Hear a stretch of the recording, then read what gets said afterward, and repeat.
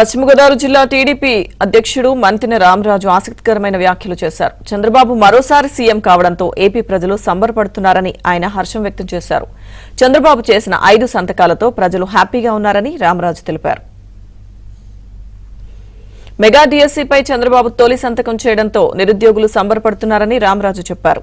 Land titling act రద్దుతో రైతులు సందడి చేస్తున్నారని వివరించారు. సామాజిక పెన్షన్ను 4,000కు పెంచిన ఘనత చంద్రబాబుకే దక్కిందన్నారు. చంద్రబాబు చొరవతో ఏపీ మరింత అభివృద్ధి చెందుతుందని రామరాజు తెలిపారు.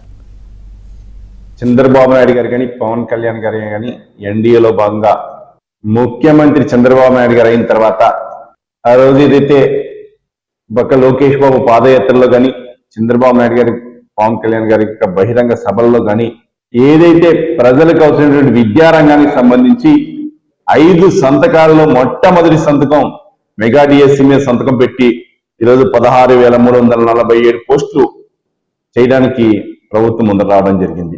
అదే చంద్రబాబు నాయుడు గారు అవ్వాతాతల కోసం పెన్షన్ స్కీమ్ ని 4,000 రూపాయలు చేసి ఏదైతే గత 3 నెలల నుంచి ఇస్తానని చెప్పినటువంటి ఏప్రిల్ మాసం నుంచి కూడా ఆ 3 మాసాలకు సంబంధించి 3,000 రూపాయలుతో కలిపి 7,000 రూపాయలు ఇవ్వడం జరుగుతా ఉంది.